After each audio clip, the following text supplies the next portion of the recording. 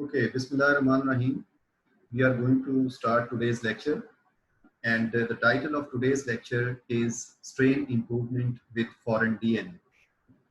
So, in previous lecture, we had discussed about the improvement without the incorporation of the foreign DNA.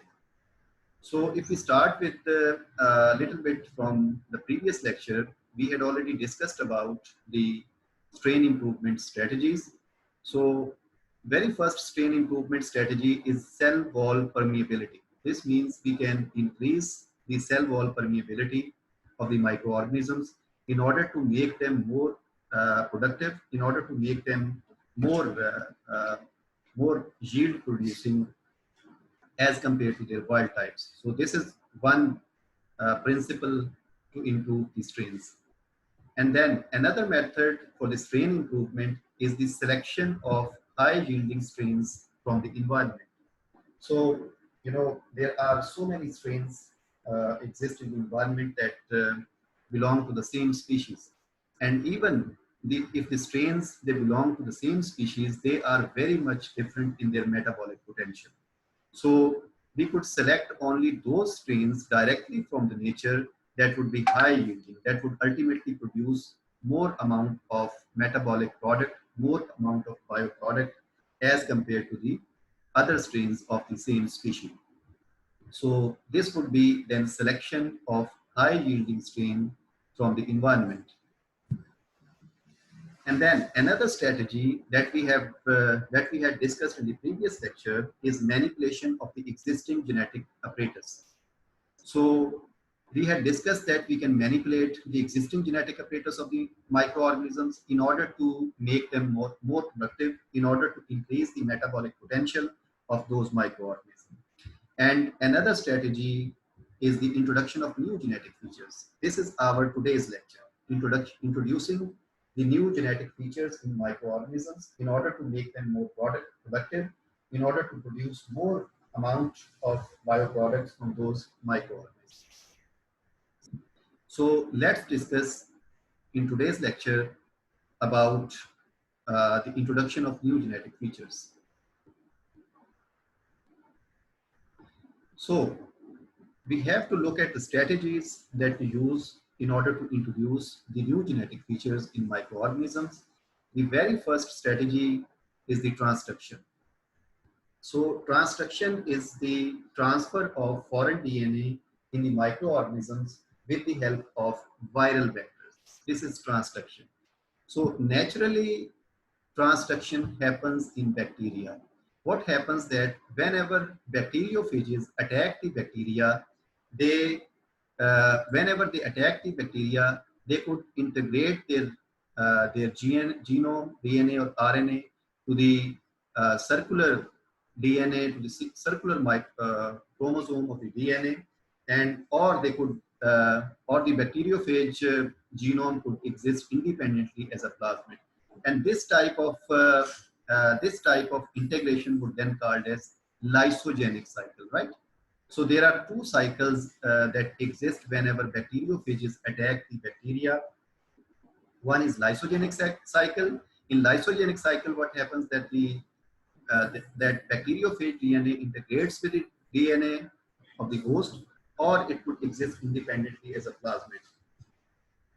And sometimes what happens that this viral genome start directing the genome of the host to make thousands of copies of the viral particles. So whenever these several copies of the viral particles are produced inside the host cells, so the host cells are then bursts, and these viral particles are released from the bacterial cells. This type of cycle is called as lytic cycles. So these are two types of cycle that could happen whenever bacteriophage attacks the bacterial cells. So once these viral particles are released from the bacterial cells, they could then attack again to the next host cell, next bacterial cells. So if they are attacking if these viral particles that already have the the host genome, they would then attack the next bacterial cells. they would then introduce these genetic features which are being carried from the previous bacterium to the next host cells, right? So in this way, bacteriophages naturally are able to transmit the genetic features into the bacterial cells. So this process would then called as transduction. This means transduction happens naturally. But in laboratories, this transduction process could be manipulated. Now, in laboratories, we are able to introduce the desired DNA fragments into the viral vectors, and these viral vectors are then introduced to the bacterial cells in order to transmit the desired genetic features into the bacterial cells. So this process could now be executed in the laboratories. So transduction is basically of two types. One is called as general transduction, and the other type is called as specialized transduction. So in general transduction, what happens that any type of the host, any part of the host genome could integrate with the viral genome, and that could be transmitted. This would be a general type of a transduction. In specialized transduction, which is being carried out in laboratories nowadays, in specialized transduction, what happens that the specific portion, selected portion of the host genome is integrated into the viral vectors, and they are then introduced to the bacterial cells. This would be the specialized transduction. So this transduction process is well established in bacteria, and this is now a source of horizontal gene transfer in bacteria. Then the second method that is used to introduce new genetic features in microorganisms is called as transformation. So transformation in simple terms is the change in genetic property of bacteria by incorporating the foreign DNA. So whenever we introduce new traits, whenever we change the genetic features of the host cells by the foreign DNA, this would then be called as transformation. And this transformation process is carried out with the help of plasmids. So there are a number of plasmids that act as vectors in order to transform the host cells. So if you talk about the plasmids, they are the extra chromosomal double-stranded DNA molecules that could exist independently within the bacterial cells, and that could even replicate independently within bacterial cells. And the presence of these plasmids in bacterial cells ensures the survival of the bacterial cells by introducing the resistance against antiviral, because most of the antibiotic resistance genes, they are reported to be present on these extra chromosomal DNA molecules. So naturally we see that whenever there is a conjugation, these plasmids could be exchanged between the bacterial cells. So if the plasmids could be exchanged naturally within the bacterial cells, then this means that these plasmids could be used as shuttles. These plasmids could be used as vectors to introduce new genetic features into the host cells. So in nature, what you see that whenever two bacterial cells, they come close to each other, they could exchange their genetic materials, they could exchange their plasmids. So one plasmid that would be a conjugated plasmid this plasmid could be transferred from the donor cell to the recipient bacterial cell. So scientists see that these plasmids could act as vectors. They could act as shuttle to introduce new genetic features in bacterial cells. So nowadays, the plasmids, they are now artificially synthesized plasmids, and they are in laboratories. What is being happened that they are being used as vectors extensively in order to introduce the desired genetic traits into the host cells. So, but there is a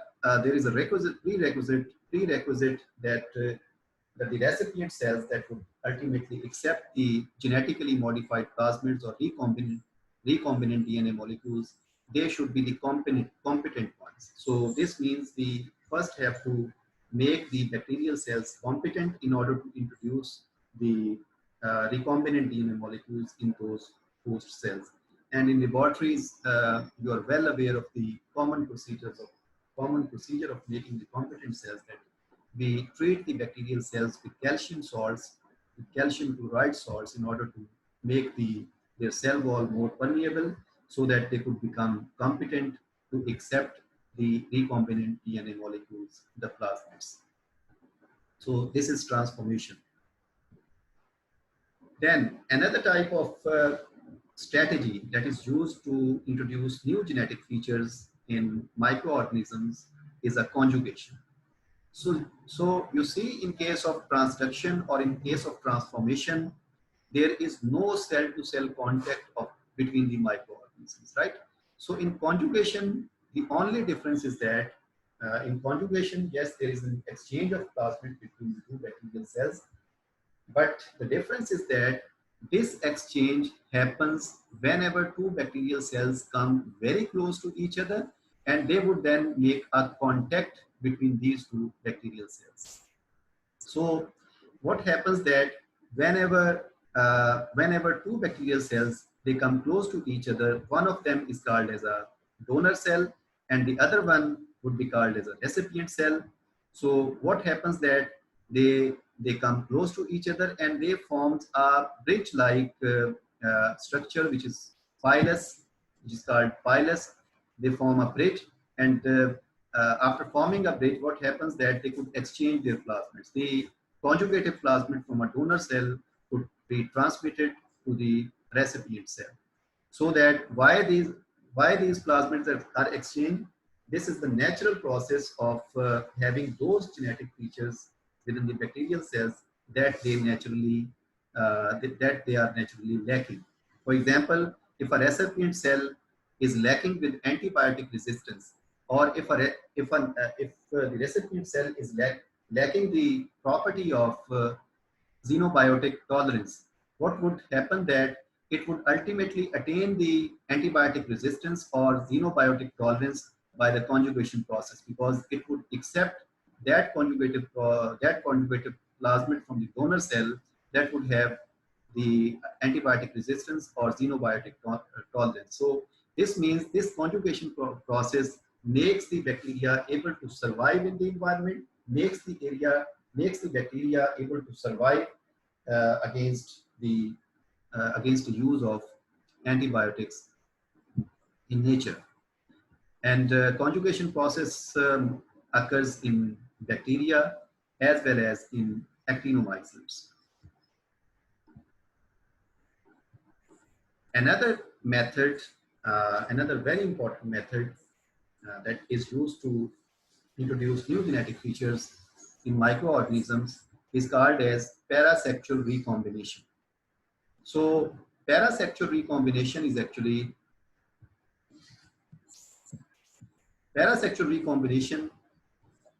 actually a very rare form of sexual reproduction that occurs in some fungi. So it's a rare form of sexual reproduction. What happens that two fungal strains, they come close to each other, they would then fuse their hyphae and they would exchange the nuclei in the hyphae. So what happens that the new recombinant strains would be diploid fungal strains.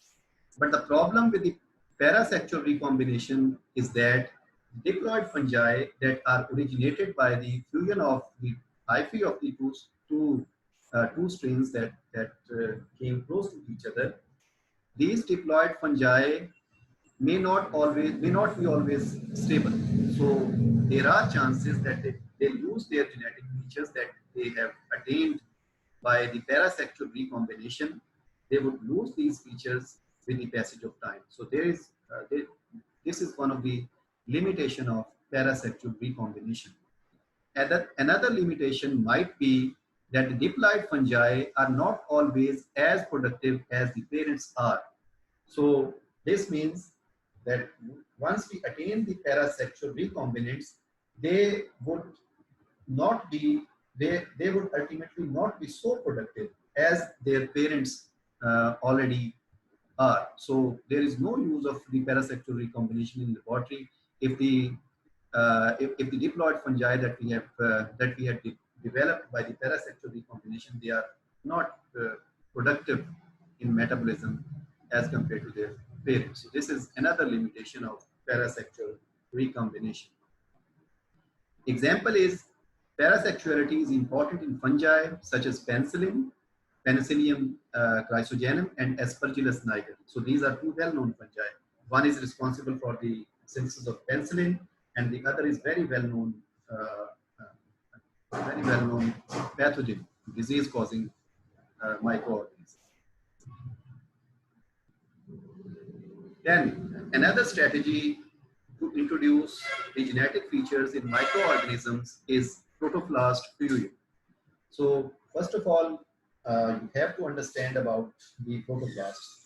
Protoplasts are actually the cells of the organisms that do not have the cell walls. So once we remove the cell walls from the organisms, they are called as protoplasts.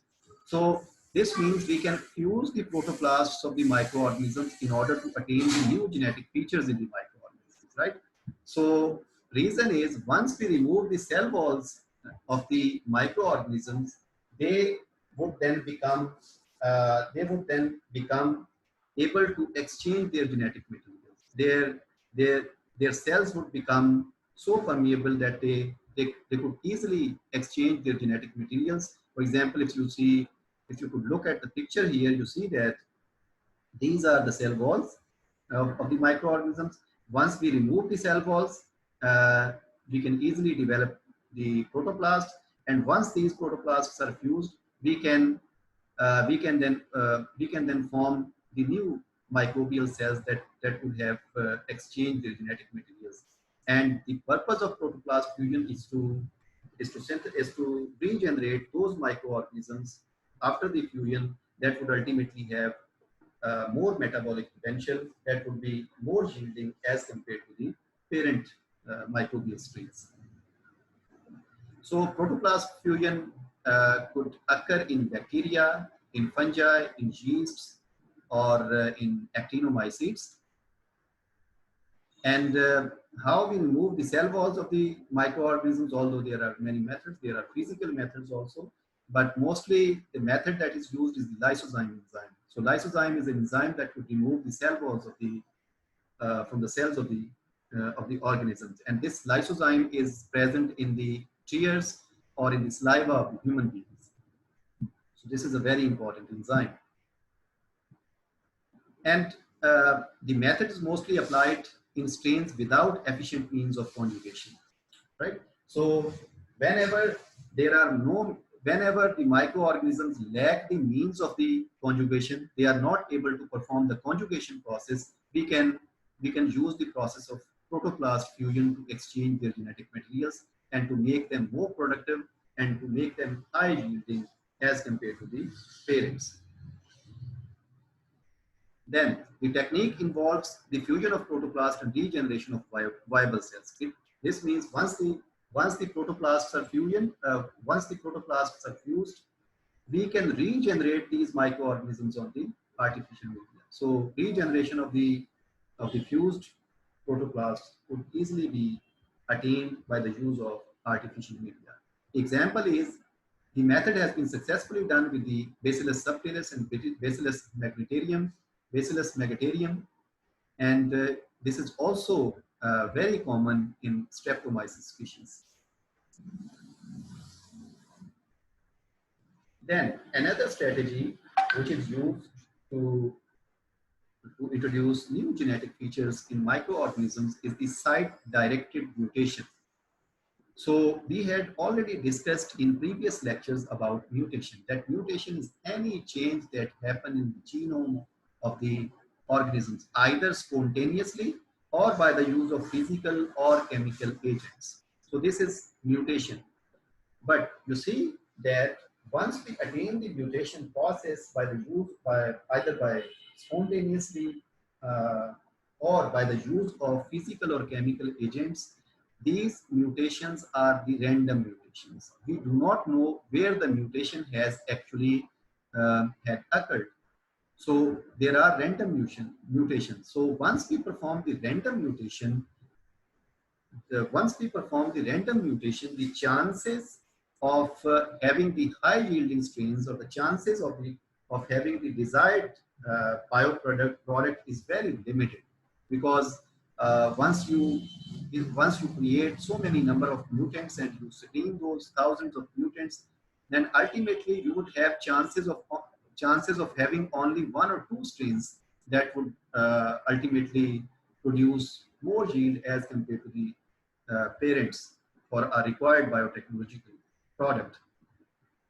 So this means we can also, this means that the random mutations are having a lot of problems associated with them. So in order to overcome those problems, we can use a process which is called as site-directed mutation. So site-directed mutation means we can mutate the genome of the microorganisms at a selective place, at a selective position of the nucleotides, or in a specific genes. So once we are able to create the mutation in a specific gene, or at a specific site in the genome of the microorganisms, this means that we are then, in a very controlled fashion, we can alter the genetic properties of those microorganisms. So this is called as site-directed mutation. So the outcome of the, this has already been discussed, that the outcome of the conventional mutation is unpredictable, but the outcome of the site-directed mutation is always predictable, because we have created the mutation at a very specific site in the genome of the microorganisms. Site-directed mutagenesis is an in vitro method for creating a specific mutation of the known sequences, and we can create this mutation in the known sequences in the genome of the microorganisms by utilizing several methods. And I will discuss some of the very commonly used methods for site-directed mutation. For example, there are PCR-based methods also. We can use normal PCR for site-directed mutation. And how we can achieve the site-directed mutation by using normal PCR? What we do is we can synthesize the primers, we can synthesize the oligonucleotide fragments artificially, and we use these primers in order to synthesize the required genes in a PCR. So what we do is we would create the mutation in the primers. So whenever these primers are bind to the ends of the genes, they would start synthesizing the new DNA, they would start replicating the DNA in a PCR, what happens that this mutation would be introduced into the newly synthesizing strands of the DNA. So this type of method for causing the site-directed mutation is called as site-directed mutation via normal PCR. Then we can also use nested PCR for causing the site-directed mutation. So a limitation with the normal PCR is that we can only introduce the mutation in the primers that would ultimately bind to the ends of a known gene. So this means the limitation is that we will not be able to introduce the mutation in the middle portion of the gene by using the normal PCR. So in order to overcome this limitation of the normal PCR, we can use a nested PCR. So in nested PCR, what we do is we use an additional pair of primers. So we also bind the primers at the ends of the selected gene, and at the same time, the second pair of the primers would ultimately bind to the middle portion of the gene. So we can use more than one number of pairs of the primers in nested PCR. So in nested PCR, the benefit is we can cause the site-directed mutation in the middle portion of the gene also, in addition to the boundaries of the specific genome. And another recently used technique to edit the genomes of the microorganisms at very specific sites, at a required site, is CRISPR-Cas. So CRISPR-Cas is a newly newly introduced technique that is used to edit the DNA, and CRISPR stands for clustered uh, clustered. Uh, this. I mean, I've forgotten. Clustered repeats space. Anyway, so CRISPR-Cas9, CRISPR is actually repeatedly present fragments of DNA that are present in the genome of the bacteria, and they are actually derived from the viruses, because in the past what happened, that the viruses that have specifically the bacteriophages that have attacked the bacteria, they had introduced their genome into the genome of the bacteria. So this repeatedly present genome belongs to the virus actually. So nowadays what happens, that these fragments of DNA that are present in bacteria, they are being used to detect the viral infections. So once the new virus attack the bacteria, what happens, that these CRISPR detect this CRISPR fragment is able to detect those invading viruses, and Cas9 is a protein that would ultimately destroy those viruses. So CRISPR-Cas9 is a naturally existing phenomena in the microorganism that actually destroy the viruses that are attacking the bacterial cells. So in laboratory, we can use these CRISPR-Cas9 technology to edit the genome of the microorganisms at a specific portions, or at a specific sites.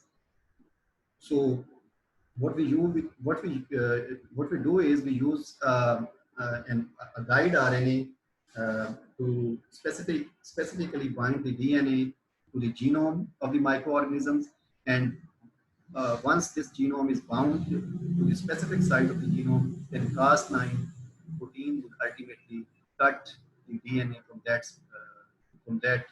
specific from that specific portion. So in this manner, we can very selectively, we can very specifically cut the genome of the microorganisms at specific genes or at specific site. This is also one type of site-directed mutagenesis. Then another strategy in order to introduce the new genetic features in the microorganisms is the metabolic engineering. So this is very well known technique, metabolic engineering. We had already discussed about the metabolism, that all the set of chemical reactions that actually occur in the cells of the organism is a metabolism, right? So metabolism is actually responsible for the synthesis of various molecules in the cells of the microorganism. So this means if we are able to change the metabolic pathways of the microorganisms, then we will be able to change the product, or we will be able to change the yield of a specific product in the specific molecule in the microorganisms. So metabolic engineering is used to it's a rational designing or redesigning the metabolic pathways by the manipulation of the genes. So this is also a manipulation of the genes, but this manipulation is actually done to design or redesign the metabolic pathways of the microorganisms, and ultimately making the microorganisms able to produce more amount of specific biotechnological product. So what we can do is we can change an existing metabolic pathway for any specified product, or we can also introduce an entirely new metabolic pathway in the microorganism. So both possibilities could work. Either the existing metabolic pathway could be changed in microorganisms, or entirely new metabolic pathway could be introduced in the microorganisms by metabolic engineering. So what would ultimately happen, that either the increase in the existing biotechnological good would ultimately happen, or there would be a reduction in the byproduct formation. So this means metabolic engineering is done either to increase the yield of the bioproducts, or to reduce the amount of the byproducts that are formed in the metabolic pathways. And similarly, we can also produce an entirely new product that microorganisms naturally do not have the ability to form. So we can form entirely new product by the metabolic engineering uh, in the microorganisms.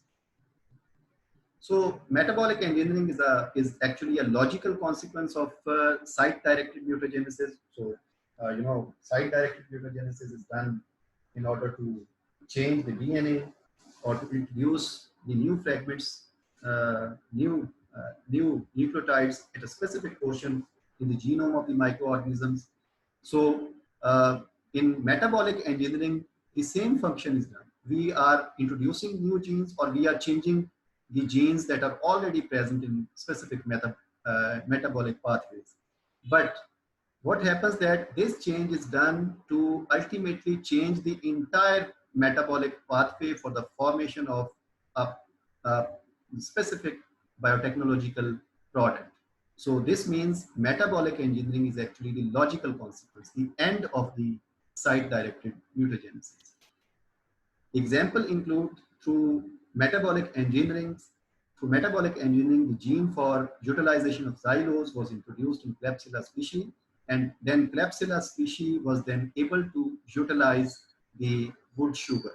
So this means we have, by this process, we have changed the metabolism of the Klebsiella species, and we have introduced a feature in the metabolism of the Klebsiella species to use wood sugar. Then the last technique or the last method that we can use to introduce new genetic features in microorganisms is called as genetic engineering, and this is very well controlled and very well known process. Genetic engineering, or it is also called as recombinant DNA technology. So this is widely and extensively used in laboratories in order to introduce new genetic features in microorganisms. So genetic engineering is the insertion of the foreign nucleic acid molecule through the vectors into the host in order to introduce the new traits. So this means we can introduce totally new traits in the host cells that it is actually lacking naturally. So we can introduce those features to the host cells by incorporating the new genes, and those genes belong to any source. We can select these genes from any source, and then we can introduce these genes to the host cells via through the vectors. And then DNA to be inserted into the hosts may come from eukaryotic cells or prokaryotic cells, or plants, or from any source. So this I have already told you that the DNA that we are going to, or the gene that we are going to introduce into the host in order to introduce new genetic traits, this gene could be selected from any source. So we can select it from bacteria, we can select it from a plant, we can select it from an animal. So we can select the genes to be introduced from any source. So this is what is the process that nature actually does not allow. So nature has certain barriers. Nature only causes speciation. It does not allow the cross speciation process. So if we have to go to the cross speciation, we have to then uh, artificially manipulate the process. So nature does not allow such things. So in nature, only the members that belong to a particular species that they can mate with one another, right? So the members that belong to different species, they cannot mate with one another. Example include, for example, if a dog if dog mate with the cat, so either what happens that it would not ultimately produce the offspring, or if it has produced the offspring would not be fertile. And in a similar fashion, if a horse mates with a donkey, although it can mate, these two members belong to different species. So mating is possible. So if they mate with one another, what happened that they would ultimately yield a mule. So this mule is